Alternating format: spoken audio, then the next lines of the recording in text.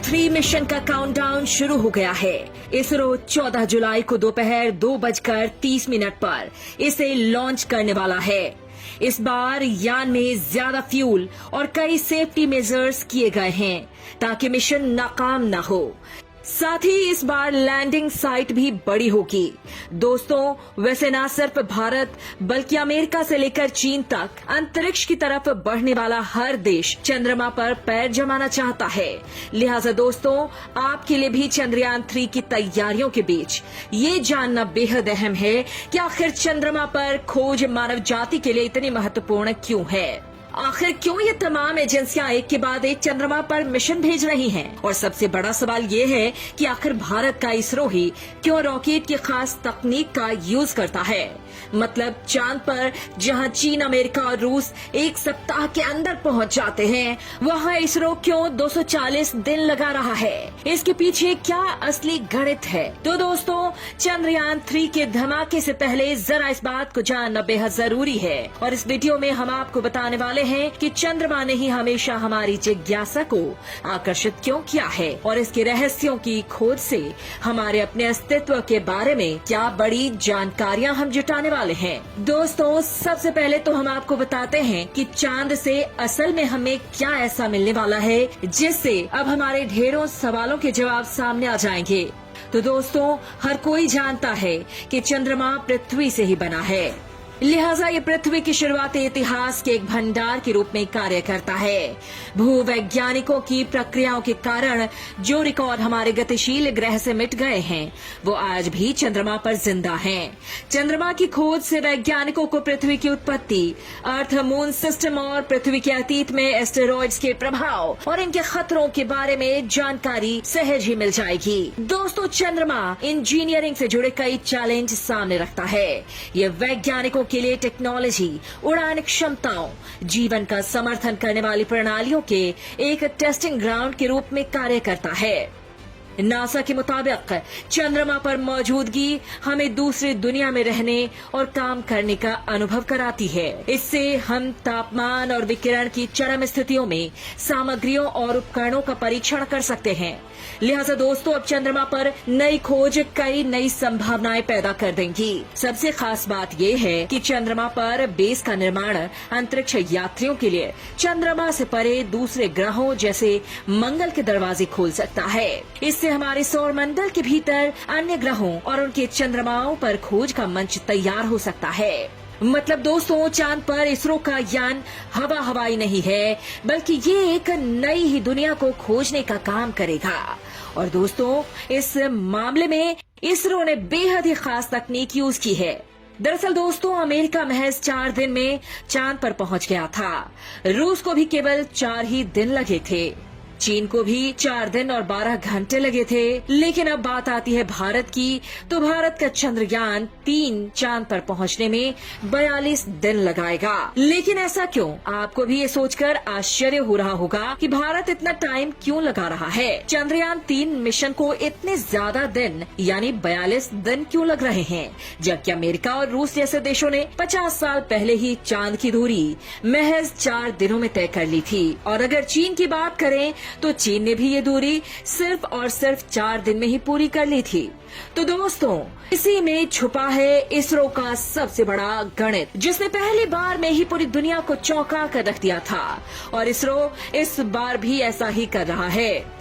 पूरी कहानी बताते हैं। दरअसल दोस्तों, 1959 में तत्कालीन सोवियत संघ यानी रूस ने चांद पर अपना मिशन लुनार 2 भेजा था। वो महज 34 घंटों में ही चांद पर पहुंच गया था।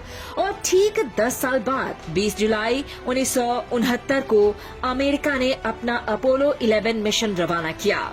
तो ये पहला मौका था जब इंसान चांद पर उतरा था। इस मिशन को चांद पर पहुंचने में भी केवल 4 दिन 6 घंटे 45 मिनट का ही वक्त लगा। 2006 में नासा का न्यू होराइजन प्लूटो मिशन चांद पर 8.5 घंटे में पहुंचा। उसके बाद वो प्लूटो की ओर बढ़ गया। तो वहीं यूरोपीय स्पेस एजेंसी ने 2004 में स्मार्ट 1 लूनर प्रोब मिशन भेजा था, जिसको चांद पर पहुंचने में 1 साल 1 महीना और 2 हफ्ते लगे थे। तो वहीं चांद पर पहुंचने में चीन के चैंगजे 1 को महज 4 दिन और 12 घंटे लगे थे।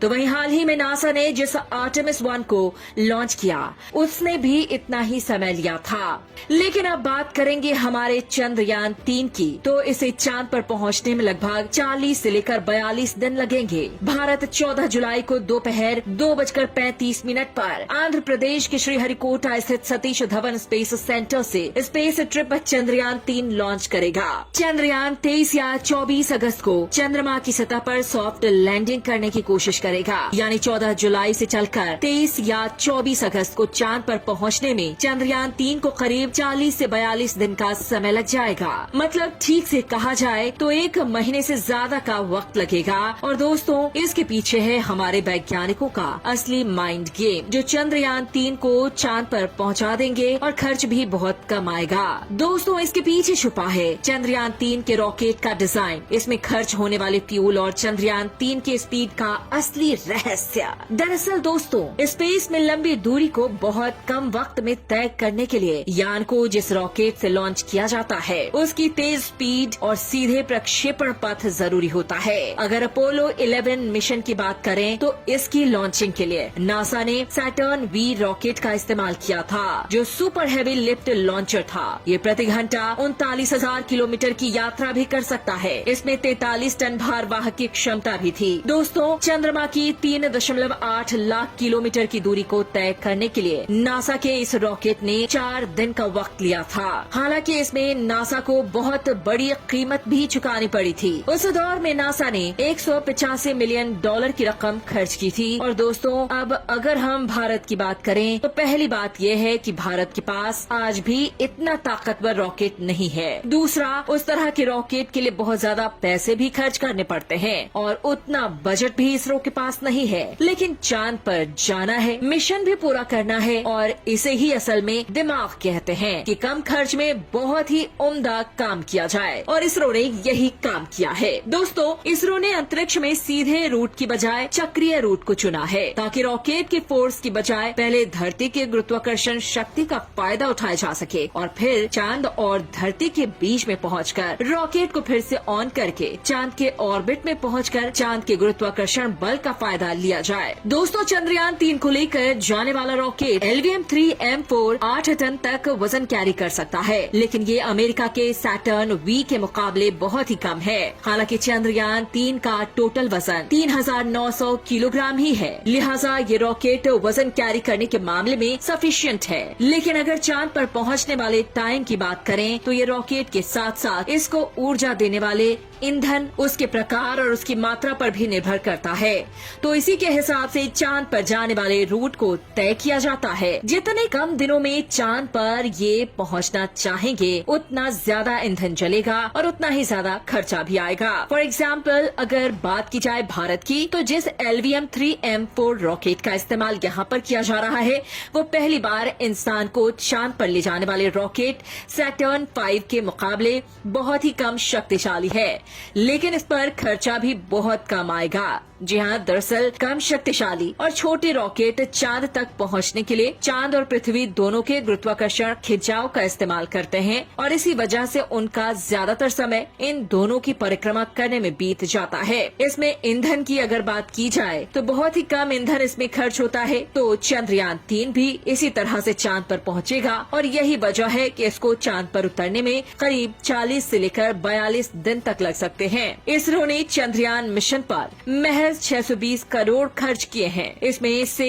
375 करोड़ रुपए LVM-3M4 के निर्माण में खर्च किए गए हैं, जो नासा के सैटर्न 5 के मुकाबले बेहद कम रकम है। दोस्तों, चांद पर जाने में जिस स्मार्ट 1 लूनर प्रोब को 1 साल का समय लग गया था, उसमें ईंधन की काफी बचत हुई थी, बल्कि उसमें तो सौर ऊर्जा का भी इस्तेमाल किया गया था। वैसे दोस्तों, आपको एक रोचक बात भी बता देते हैं। अगर आप कार से चांद पर जाना चाहें और अगर ऐसा संभव हो तो आप 100 किलोमीटर प्रति घंटे की चाल से करीब 5.5 महीने में चांद तक पहुंच जाएंगे।